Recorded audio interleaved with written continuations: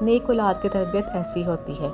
ایک درویش کے حالات میں لکھا ہے کہ آپ مچھلیاں پکڑ رہے تھے اور آپ کے ساتھ آپ کی چھوٹی بچی بھی تھی۔ اب جو بھی مچھلیاں پکڑتے وہ اپنی لڑکی کو دیتے جاتے اور وہ لڑکی اپنے والد سے مچھلیاں لے لے کر پھر دریا میں ڈالتی جاتی۔ حضرت فارغ ہو کر اٹھے تو لڑکی سے فرمایا، بیٹی مچھلیاں کہاں ہیں؟ وہ بولی، ابا جان میں نے تو ان سب کو پھر دریا میں ڈال دیا ہے۔ حضرت نے فرمایا، تم نے یہ کیا کیا؟ ساری محنت برباد کر دی۔ وہ بولی، آپ ہی نے تو بتایا تھا کہ جو مچھلیاں ذکر اللہ سے غافل ہو جاتی ہیں وہی جان میں پھنستی ہیں، تو آپ جس مچھلی کو پکڑتے تھے میں سمجھ لیتی تھی کہ یہ ذکر اللہ سے غافل ہے، جبھی تو پکڑی گئی ہے۔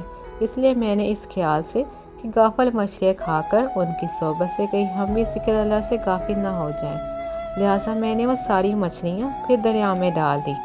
اللہ ہم کو اپنے ذکر سے غافل نہ ہونے دینا، آمین۔